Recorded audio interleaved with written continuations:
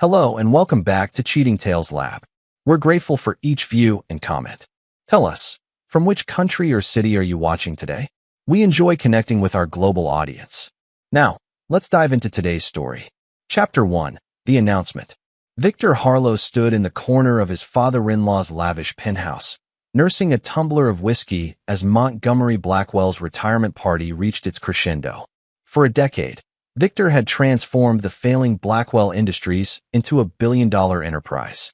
Every morning for 10 years, he had arrived first and left last, sacrificing weekends and holidays to resurrect the company that Montgomery had nearly run into the ground.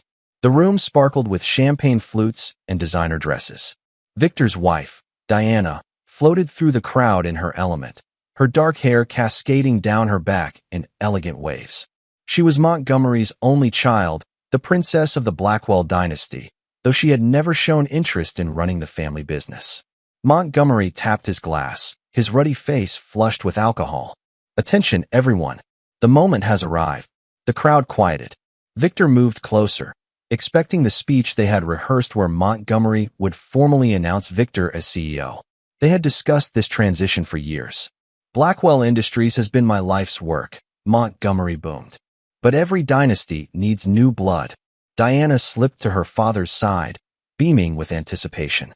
Victor caught her eye, and she quickly looked away. Something cold settled in his stomach. "That's why I'm thrilled to announce that Blackwell Industries will soon be in the capable hands of none other than—" Montgomery paused dramatically. "Nolan Pierce." The crowd gasped. Victor froze, the name hitting him like a physical blow. Nolan Pierce stepped forward from behind Montgomery, his confident smile revealing perfect teeth. He was Diana's college sweetheart, the man she had dated for 5 years before Victor.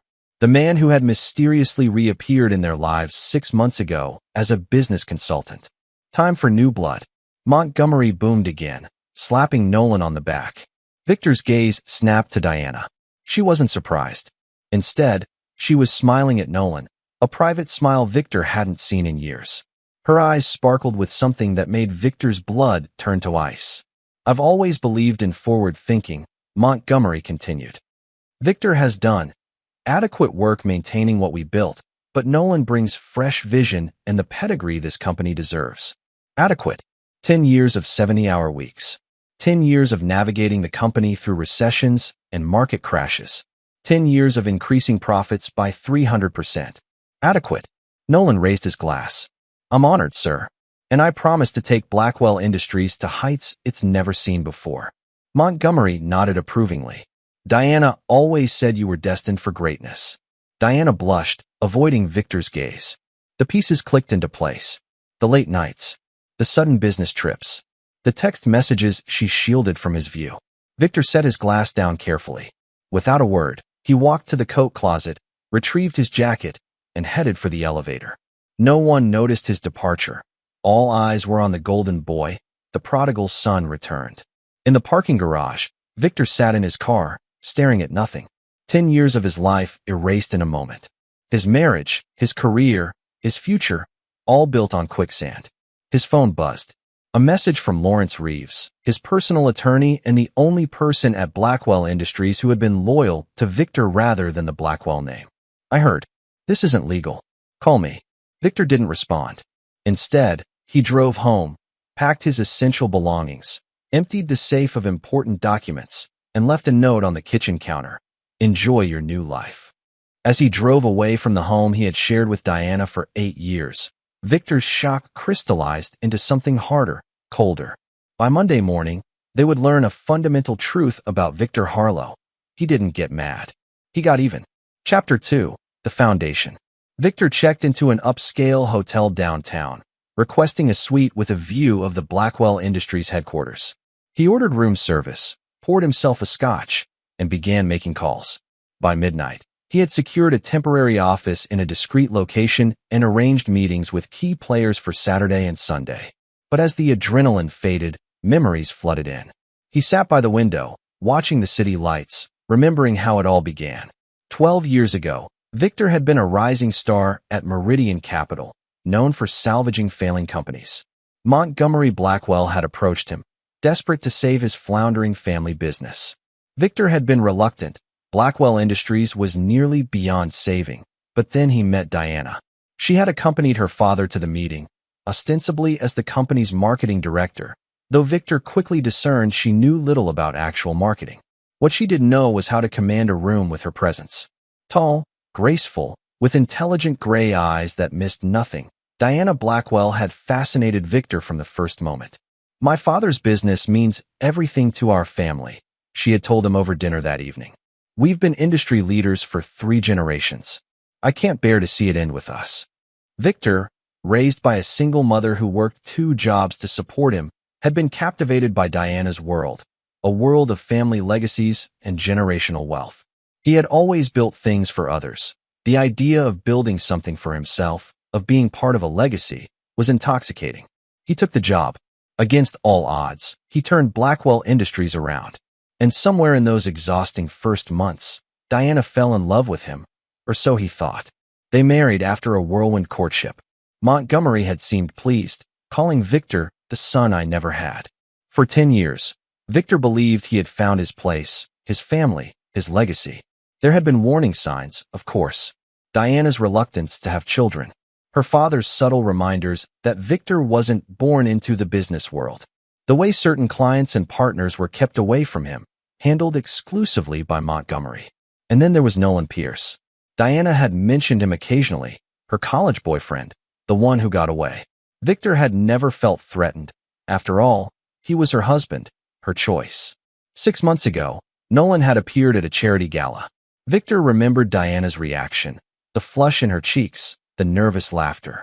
A week later, Montgomery hired Nolan as a consultant. Diana began working late, collaborating with Nolan on special projects. Victor's phone rang, interrupting his thoughts. "Lawrence Reeves." "Victor, we need to talk. What they're doing isn't just wrong, it's actionable." "I know." Victor's voice was steady. "But I'm not interested in legal remedies, Lawrence." "What are you planning?" "I had a prenup drawn up that Montgomery insisted on." Ironic, isn't it?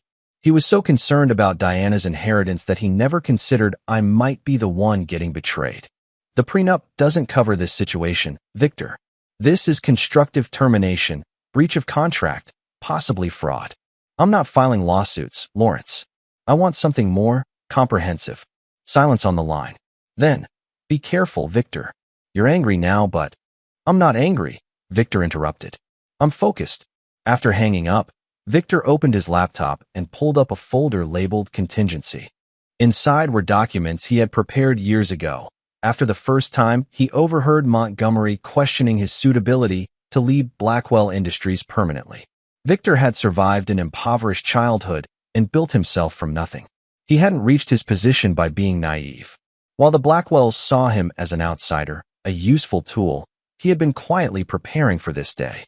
Every contract he had negotiated, every client relationship he had cultivated, every innovation he had implemented, all could be weaponized. By dawn, Victor had made a comprehensive list of Blackwell Industries' vulnerabilities, Diana's secrets, and Nolan's weaknesses. He had spent a decade being underestimated. Now they would learn the cost of that mistake. Chapter 3. The Preparation. The weekend passed in a blur of meetings and preparations. Victor operated with surgical precision, his emotions locked away. On Saturday morning, he met with Vanessa Tucker, head of product development at Blackwell Industries, and one of the few executives who respected Victor for his abilities rather than his marriage. "I can't believe Montgomery did this," Vanessa said, sliding into the booth at the quiet cafe Victor had chosen. "Half the executive team is in shock." "Only half," Victor asked with a grim smile. "The rest are Blackwell loyalists. They'll follow Montgomery off a cliff." "And where do you stand, Vanessa?"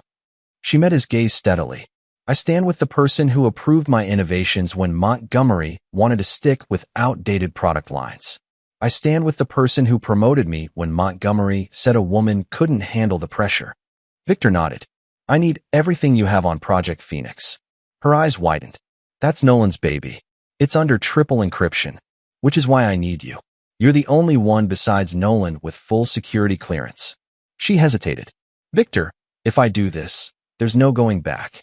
"There's already no going back, Vanessa." Montgomery and Nolan made sure of that. By Saturday evening, Victor had the complete Project Phoenix files. Nolan's ambitious plan to pivot Blackwell Industries away from its core business into emerging markets.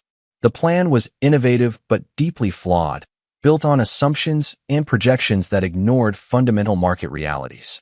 On Sunday, Victor met with Thomas Wolfe, a venture capitalist who had been trying to partner with Blackwell Industries for years, only to be repeatedly rebuffed by Montgomery. Monty always was a short-sighted fool, Thomas said, reviewing the documents Victor had prepared. But these projections, are you certain? I built Blackwell's financial models. I know exactly how to break them.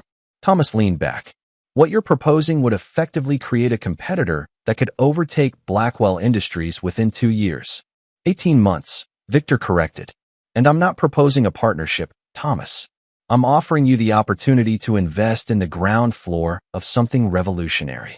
By Sunday night, Victor had secured initial funding commitments, established the framework for a new company, and identified key Blackwell employees to recruit.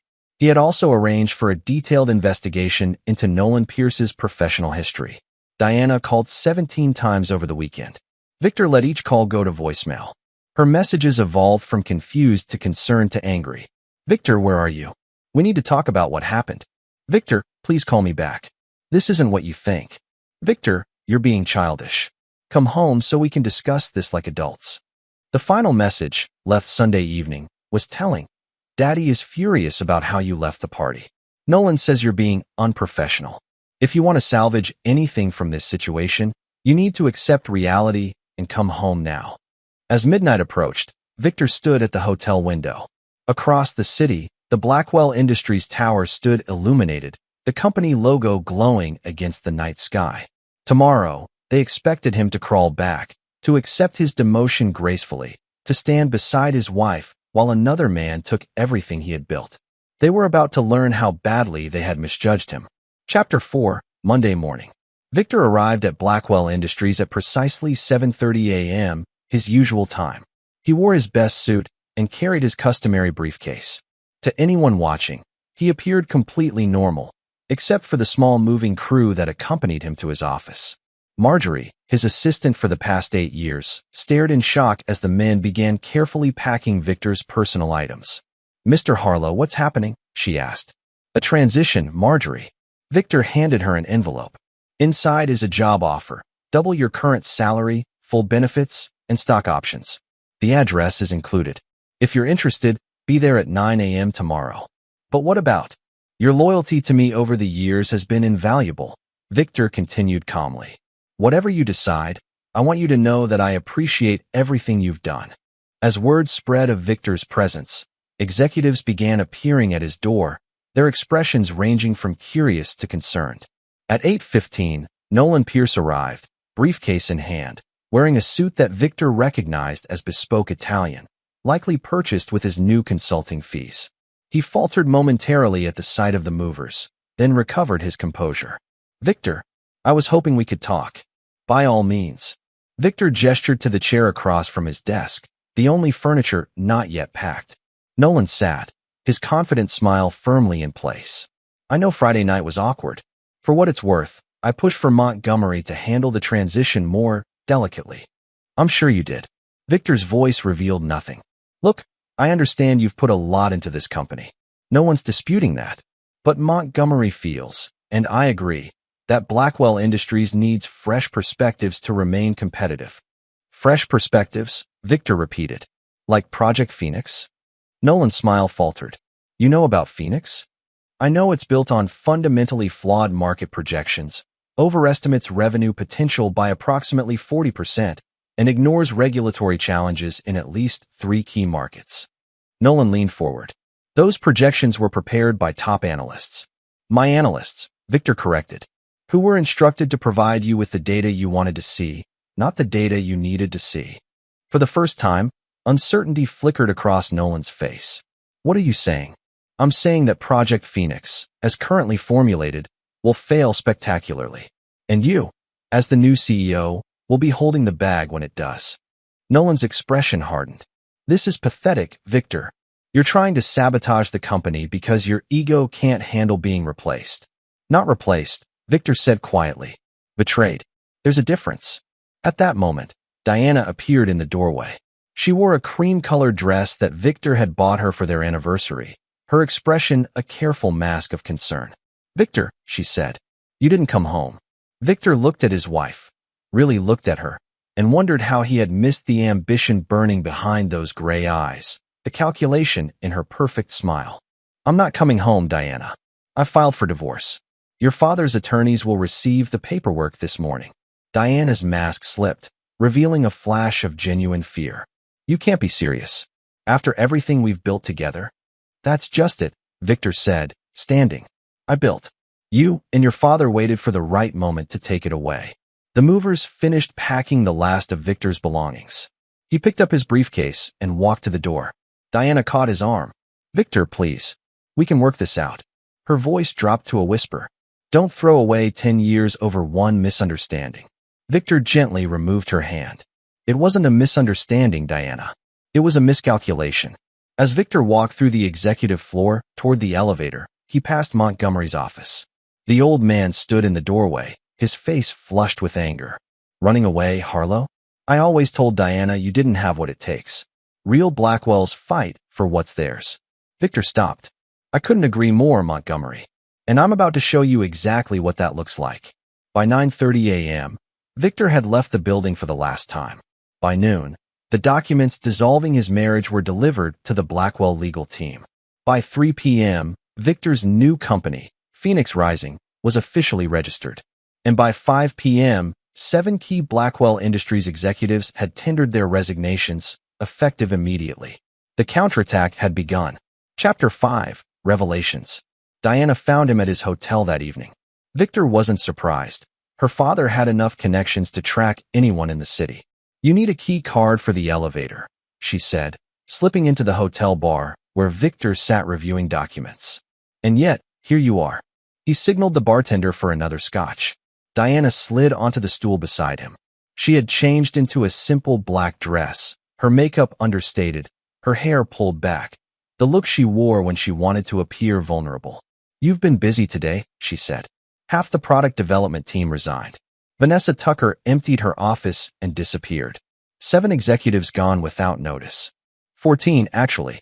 The remaining 7 will announce their departures tomorrow. Diana paled. "You're trying to destroy my father's company." "Your father's company?" Victor laughed softly. "The company he ran into the ground before I saved it? The company I rebuilt with my sweat and sacrifice? That company. Our company," Diana amended. "Our life, Victor. Whatever you think happened." "What I think happened," Victor interrupted, "is that you and your father used me to salvage Blackwell Industries. Once it was profitable again, you orchestrated my replacement with your former lover. How am I doing so far?" Diana's eyes narrowed. "It wasn't like that. Nolan's return was coincidental. Nothing in your world happens by coincidence, Diana. Your father taught you better than that." She reached for his hand. He withdrew it. "Victor, please. I know you're hurt." "I'm not hurt, Diana. I'm awake." She changed tactics, her expression hardening.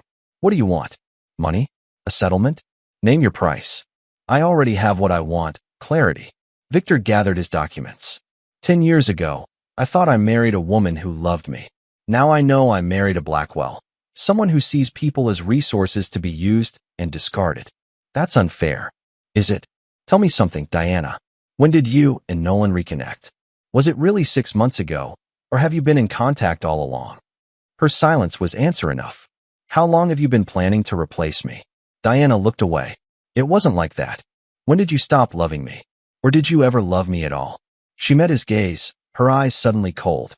"I loved what you could do for my family. Isn't that enough? Most marriages are built on less." Victor nodded, a strange relief washing over him. "Thank you for your honesty, finally." "What happens now?" Diana asked. "You take half our assets and run off to start a competing business? Daddy will bury you. Your father insisted on the prenuptial agreement, remember? I get nothing from the divorce except what I brought into the marriage." Diana smiled triumphantly. "Exactly. So this tantrum of yours, stealing our employees, whatever scheme you're plotting, it's pointless." "Is it?" Victor stood. "Your father also insisted that I sign a non-compete agreement when we married. The agreement that I had Lawrence Reeves carefully modify before signing." Diana's smile faltered. "What are you talking about?" The modified clause states that I cannot compete with Blackwell Industries while married to a Blackwell. The moment our divorce is finalized, which, given the prenup, should be remarkably quick, that restriction evaporates. You tricked my father? I prepared for the day when the mask would slip. Today is that day. As Diana absorbed this, her phone buzzed. She checked it, her face paling. What have you done? Nolan says the Phoenix projections are all wrong. The data is corrupted. Not corrupted. Corrected. I simply ensured that Nolan has accurate market projections to work with. If Phoenix fails now, it will be due to his leadership, not faulty data. Diana stood, her composure cracking. You won't get away with this. My father. Your father made a critical error, Victor said quietly. He taught me everything about Blackwell Industries, its strengths, its weaknesses, its vulnerabilities. And then he gave me a reason to use that knowledge against him. As Diana stormed out, Victor felt no satisfaction, only a cold determination.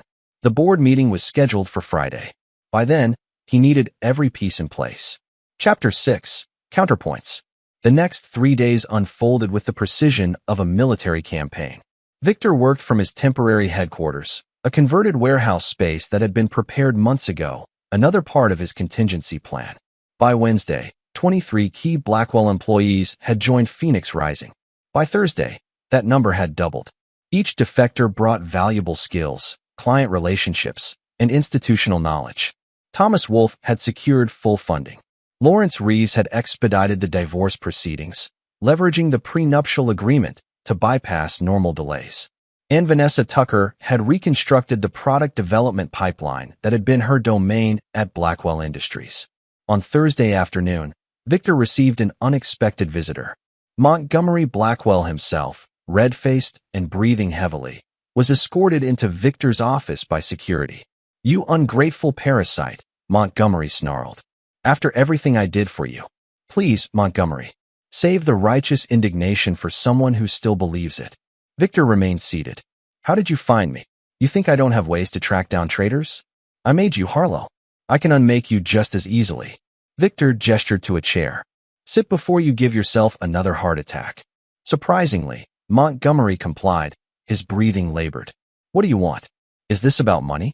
Position? Your precious ego? It's about consequences, Montgomery. Actions have them. So this is revenge? You're dismantling my company because I hurt your feelings? Victor leaned forward. I'm creating a competing company because you and your daughter violated my trust, manipulated me for a decade, and conspired to steal my work. The fact that it may destroy Blackwell Industries is simply collateral damage. Montgomery's face darkened. You won't succeed. The board meets tomorrow. I've already secured their support for Nolan's appointment and your termination for cause. For cause? Victor raised an eyebrow. On what grounds? Intellectual property theft. Solicitation of employees. Corporate espionage. Take your pick. Interesting charges, considering I've taken nothing but my personal belongings and my own expertise. The employees who left made their own decisions. And as for espionage, well, that would require proof. Montgomery smiled nastily. Proof like Vanessa Tucker accessing confidential files before her resignation? We have the server logs, Victor. This was unexpected. Victor maintained his composure while mentally recalculating. Those files pertained to projects under her supervision. Projects that mysteriously disappeared along with her. The board will see it for what it is. Montgomery stood shakily. You've overplayed your hand, son. By this time tomorrow, you'll be facing criminal charges, not running a competing business. After Montgomery left, Victor called an emergency meeting with his core team. We've been compromised, he told them. Montgomery has evidence that could derail everything. What kind of evidence? Lawrence asked. Server logs showing Vanessa accessed Project Phoenix files before leaving. Vanessa paled. I was careful. I used my authorized credentials during normal working hours. Which proves you accessed the files, but not why, Victor said. Montgomery's spinning it as intellectual property theft. Can he make that stick? Thomas asked. Lawrence frowned. Potentially. Even the appearance of impropriety could trigger injunctions that would freeze our operations while the courts sort it out. Then we accelerate the timeline, Victor decided. The board meets at 2 p.m. tomorrow. We need to move before then. How? Vanessa asked. We're not ready to launch. We don't need to launch. We just need to control the narrative. Victor outlined his revised plan. By the time the meeting concluded, everyone had their assignments. The stakes had escalated, but so had Victor's resolve. Montgomery had taught him another valuable lesson. In business, as in war, the unexpected attack often succeeded where the telegraphed one failed. That night, Victor received a text from Diana. "Is there still a way to fix this?" He didn't respond. There was nothing to fix, only something to finish. Chapter 7. The Board Meeting. Friday dawned clear and cold. Victor dressed meticulously in a suit he had never worn to Blackwell Industries, a subtle psychological detail that would register subconsciously with the board members. At 1:30 p.m., Victor walked into Blackwell headquarters, accompanied by Lawrence Reeves and Thomas Wolfe. They were expected. Victor had requested to address the board before any vote on his termination, a courtesy the board chair couldn't reasonably deny. In the boardroom, 14 men and women sat around the massive table, their expressions carefully neutral. Montgomery sat at the head, with Nolan to his right and Diana to his left. Victor noted the strategic positioning, a unified front of the Blackwell dynasty. "Mr. Harlow," the board chair began, "you have 10 minutes to address the allegations against you before we proceed with the agenda." "Thank you, Ms. Reynolds." Victor remained standing. "I'll need less than that. I'm here today not to defend myself, but to extend an opportunity to this board." He distributed folders to each member. Inside, you'll find detailed analysis of Project Phoenix, the initiative Mr. Pierce plans to spearhead as the new CEO. You'll also find accurate market projections, regulatory assessments, and competitive analyses, all information that was deliberately withheld from you. Nolan started to protest, but Montgomery silenced him with a gesture. Additionally, Victor continued, you'll find a prospectus for Phoenix Rising, my new venture. The final page outlines our offer to acquire Blackwell Industries' core business lines at a premium of 30% over current market valuation. The room erupted in murmurs. Montgomery slammed his hand on the table. This is preposterous. You're attempting to steal my company after sabotaging it from within. I'm offering a lifeline, Victor corrected. Project Phoenix will fail. The market conditions are wrong, the regulatory environment is hostile, and the financial projections are fantasy. My analysis proves this conclusively. Your analysis is biased, Nolan interjected. You're desperate to undermine the company now that you've been replaced. Victor turned to the board. Consider the source of your information. Mr. Pierce has been on the Blackwell payroll for 6 months. I built this company for 10 years. Who has more incentive to present accurate data? Ms. Reynolds, the board chair, studied the documents thoughtfully. These projections are significantly different from what we've been shown previously. Because they're accurate, Victor said. Mr. Pierce has been telling Mr. Blackwell what he wants to hear, not what he needs to know. Montgomery's face reddened dangerously. This is character assassination. Victor Harlow stole proprietary information, solicited our employees, and is now attempting to leverage that theft into a hostile takeover. Interesting accusation, Victor replied calmly. Especially considering this. He handed Ms. Reynolds another document. This is a forensic analysis of the server logs Mr. Blackwell plans to use as evidence against me. You'll note that the timestamps have been altered to suggest files were accessed after hours, when in fact they were accessed during normal business operations. Montgomery lunged to his feet. That's a lie. The digital signature doesn't lie, Montgomery. Someone modified those logs, and it wasn't me. All eyes turned to Montgomery, whose face had gone from red to ash white. Diana reached for her father's arm as he swayed. Dad? What's he talking about? Montgomery clutched his chest, his breathing labored. He's trying to confuse the issue. Victor watched dispassionately as Montgomery collapsed into his chair. Diana cried out, rushing to her father's side. Someone called for an ambulance. In the chaos, Victor approached Ms. Reynolds. The offer stands for 24 hours. After that, Phoenix Rising will proceed with our independent launch, and Blackwell Industries will face a competitor specifically designed to exploit its weaknesses. As paramedics rushed into the boardroom, Victor and his team quietly exited.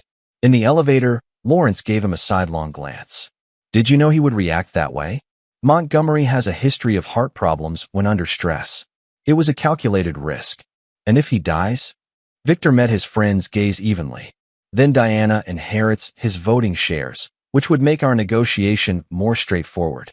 Thomas whistled softly. Remind me never to cross you, Harlow. As they reached the lobby, Victor's phone buzzed with a message from Diana. This is your fault. If he dies, I'll destroy you. Victor put his phone away. Phase 1 complete. Now for Phase 2. Chapter 8. Revelations and Reversals. Montgomery survived. The heart attack was minor, but it forced an emergency postponement of the board meeting. In the interim, Ms. Reynolds initiated an independent audit of Project Phoenix and requested a formal due diligence review of Victor's acquisition offer. 3 days later, Victor received a call from Ms. Reynolds. The board has concerns, Mr. Harlow. Your analysis of Project Phoenix appears sound, but there are questions about your funding, your team's capability to execute, and the long-term viability of your offer. Understandable concerns, Victor replied. I'm prepared to address them in detail. Good. The board will reconvene on Friday. In the meantime, Mr. Blackwell has been advised to rest. His daughter will represent his interests. Victor smiled. I look forward to it. After hanging up, Victor turned to Vanessa. Montgomery's sidelined. Diana's taking point. Is that good or bad for us? She asked. It's perfect. Diana understands the business, but she lacks her father's emotional connection to it. She'll make decisions based on her personal interests, not the company's legacy. You sound like you know her well, Vanessa observed. I was married to her for 10 years, Victor replied. I know exactly how she thinks. The next day, Diana requested a private meeting. Victor agreed to see her at his hotel, with Lawrence present as a witness. Diana arrived looking polished but tired, the strain of recent events evident in the tightness around her eyes. Victor. She nodded coolly. Lawrence. Ms. Blackwell. Lawrence replied formally. Still Harlow. Technically, Diana corrected. At least until the divorce is finalized. Victor gestured to the sitting area. What can I do for you, Diana? She sat, crossing her legs deliberately. You can explain what you hope to accomplish with this vendetta. It's not a vendetta. It's business. Business born from betrayal. Don't insult my intelligence, Victor. This is personal. Perhaps, he conceded. But my offer to the board is straightforward and financially sound. Diana leaned forward. And if I could offer you something more valuable than money? Lawrence shifted uncomfortably. Ms. Harlow, I should advise you that any offer. Nolan is gone, Diana interrupted. I fired him this morning. Victor raised an eyebrow. On what grounds? Incompetence. Dishonesty. Take your pick. Diana's smile was brittle. Your analysis of Project Phoenix was correct. The board's independent audit confirmed it. Nolan was selling us a fantasy. And your father allowed this? Dad isn't thinking clearly. Hasn't been for some time. Diana hesitated. He's been diagnosed with early-stage dementia. We've kept it quiet, but it's affected his judgment, especially about people he trusts. Victor studied his soon-to-be ex-wife. And you're telling me this because I'm offering you what you really want, your position back. CEO of Blackwell Industries, with complete autonomy. Dad will remain as figurehead chairman until his health forces a complete retirement. Lawrence cleared his throat. And what do you want in return, Miss Harlow? The dissolution of Phoenix Rising. The return of all Blackwell employees. And Diana met Victor's gaze directly. The withdrawal of the divorce petition. Victor laughed softly. You want me to come back. To you and to the company. It's the rational solution. You get what you wanted. The company retains its leadership and staff. The shareholders avoid disruption. And you? What do you get, Diana? Her expression hardened. Stability. Security. The life we built together. The life you were willing to destroy for Nolan Pierce. Diana waved dismissively. A momentary lapse in judgment. Nolan manipulated both me and my father with false promises and shared history. Like you manipulated me? Victor stood, walking to the window. You know what's interesting, Diana? You haven't once said you made a mistake because you love me. It's all about stability, security, rationality. Those things matter more than fleeting emotions. Perhaps, but they're not enough. Victor turned to face her. I don't want to come back, Diana. Not to you, and not to Blackwell Industries. Diana's composure cracked. Then what do you want? Why are you doing this? I want what I've earned, recognition for my work, compensation for my contributions, and the opportunity to build something truly mine. You're being childish, Diana snapped. This is about your ego. No, Diana. It's about justice. For 10 years, I gave everything to your family's company while being treated as an outsider. I'm done building other people's legacies. Diana stood, her eyes cold. Then you leave me no choice. The board meets tomorrow. I'll recommend rejecting your offer and pursuing all legal remedies against you and your accomplices. After she left, Lawrence exhaled slowly. That could have gone better. Actually, Victor replied. It went exactly as planned. The next morning, Victor arrived at Blackwell headquarters for the reconvened board meeting. This time, he came alone. Diana sat in her father's chair, her posture rigid. The board members looked tense, aware of the stakes involved. Before we begin, Victor said, I'd like to modify my offer. Diana's eyes narrowed. We're not interested in modifications. I think the board should decide that. Victor distributed new documents. I'm withdrawing my offer to acquire Blackwell Industries. Instead, I propose a merger between Blackwell and Phoenix Rising, with a new corporate structure and leadership team. Ms. Reynolds reviewed the proposal. This is unexpected. It's unacceptable, Diana interjected. After everything he's done, what I've done, Victor cut in, is assemble a team of Blackwell's most talented employees, secure significant venture funding, and create a viable alternative to a flawed strategic plan. The rational solution, as someone recently pointed out, is collaboration rather than conflict. As the board members discussed the proposal, Diana pulled Victor aside. What are you doing? She hissed. I offered you everything. You offered me what you thought I wanted, Victor corrected. You still don't understand what this is about. Then explain it to me. It's about creating something that can't be taken away from me on someone else's whim. The board voted 11-3 to explore the merger proposal, with Diana casting one of the dissenting votes. As the meeting concluded, Victor checked his phone to find a message from Thomas Wolfe. Phase 2 complete. Ready for Phase 3? Victor replied with a single word. Yes. Chapter 9. The final move.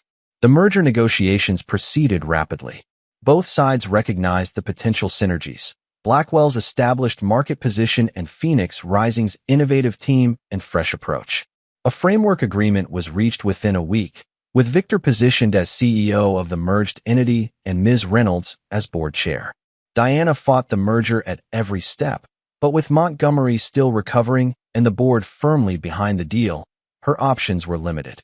The marriage dissolution proceeded in parallel, with the prenuptial agreement ensuring a clean break with minimal assets changing hands.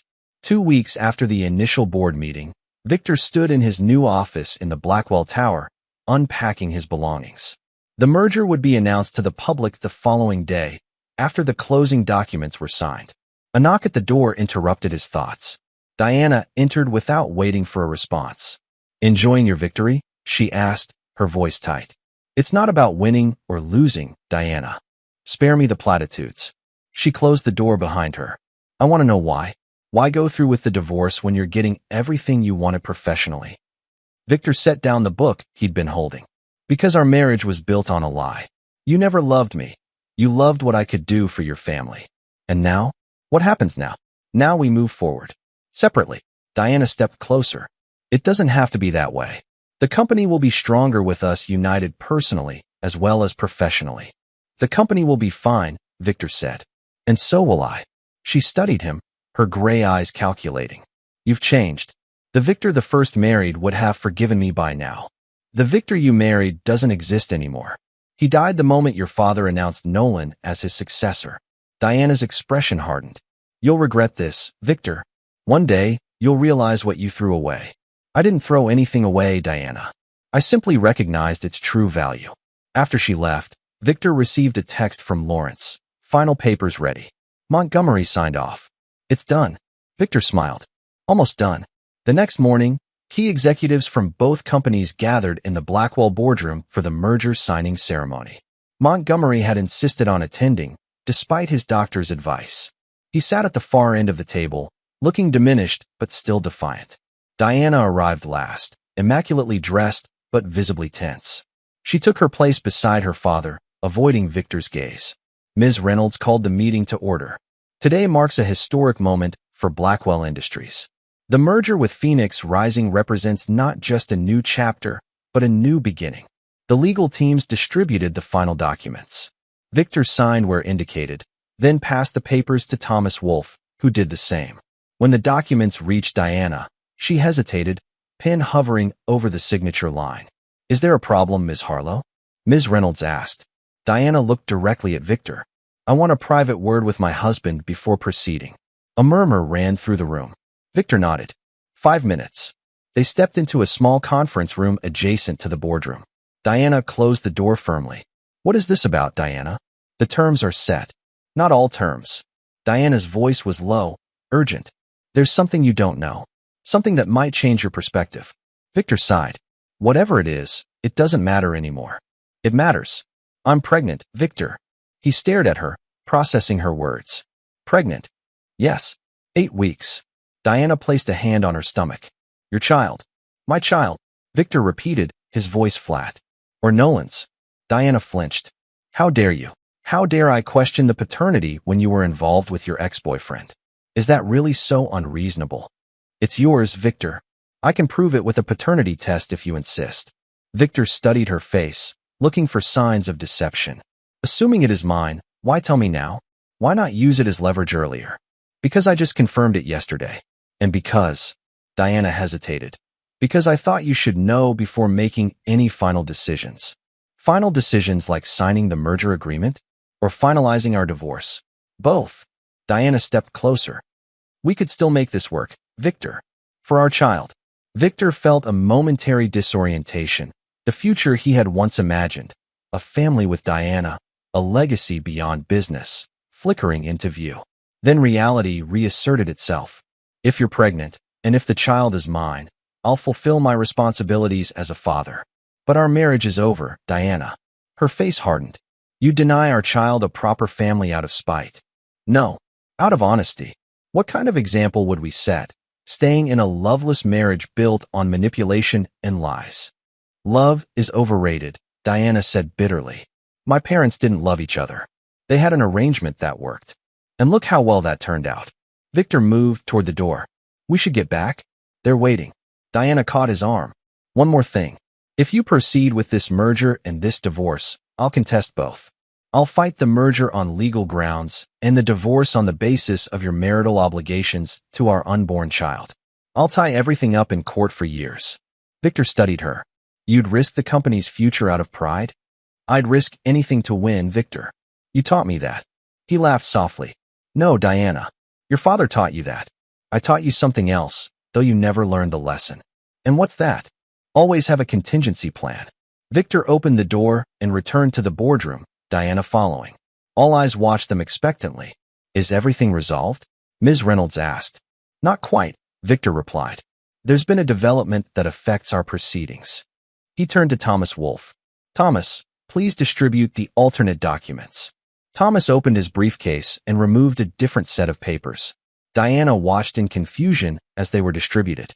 "What is this?" she demanded. "Option B," Victor explained. "A complete acquisition of Blackwell Industries by Phoenix Rising, rather than a merger of equals." Montgomery struggled to his feet. "This is outrageous. The board approved a merger, not an acquisition." "The board approved the exploration of a merger," Victor corrected. "The final terms were subject to negotiation and mutual agreement." He turned to Ms. Reynolds.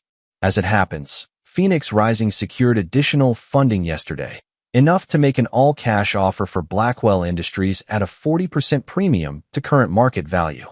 The board members murmured in surprise, reviewing the new documents. "This is a trick," Diana protested. "A last-minute bait and switch." "It's business," Victor replied.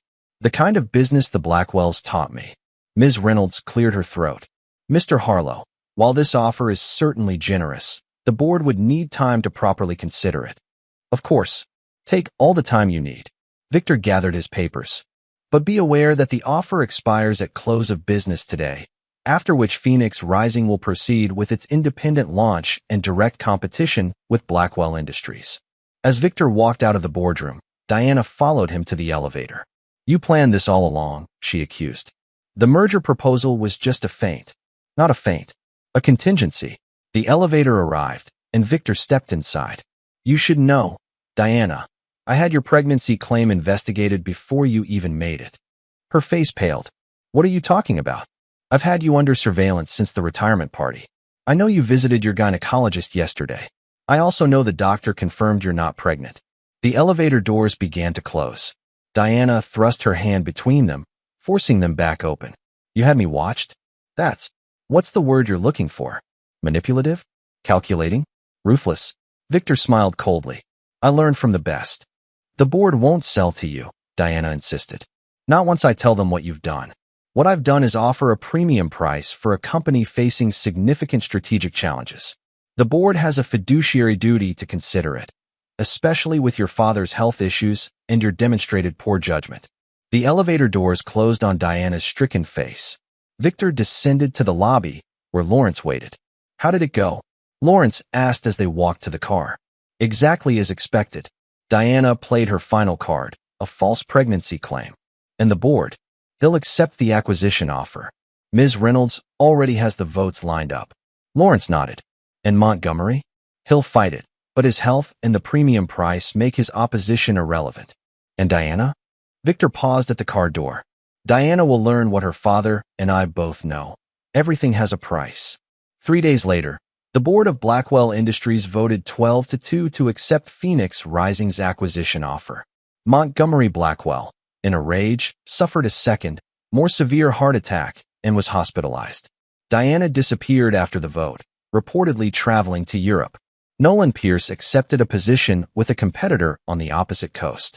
1 month after the acquisition closed, Victor stood in his office in what was now Phoenix Blackwell Industries, looking out at the city skyline.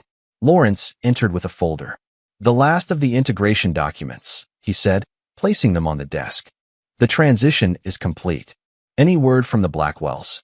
Montgomery's being moved to a long-term care facility next week. Diana has reportedly purchased a flat in London. Victor nodded. And the divorce? Finalized yesterday. You are officially a free man. Victor turned from the window. Not free, Lawrence. Just unencumbered. Any regrets? Victor considered the question. Regrets imply I would do things differently given the chance. I wouldn't, even knowing what it cost. Especially knowing what it cost. Victor picked up the folder. Some prices are worth paying for clarity. As Lawrence left, Victor returned to the window. The Blackwell Industries sign had been replaced with the Phoenix Blackwell logo, a phoenix rising from flames, wings spread wide. It was, Victor thought, an appropriate symbol for his journey. Destruction as a prelude to rebirth. He had lost a marriage built on lies, but gained a company built on truth. In the end, the Blackwells had taught him their most important lesson. Never mistake possession for ownership. True ownership came from creation, not acquisition. Victor Harlow had created something that could never be taken away. And in doing so, he had finally created himself. This is where our story comes to an end. Share your thoughts in the comments section. Thanks for your time. If you enjoy this story, please subscribe to this channel. Click on the video you see on the screen, and I will see you there.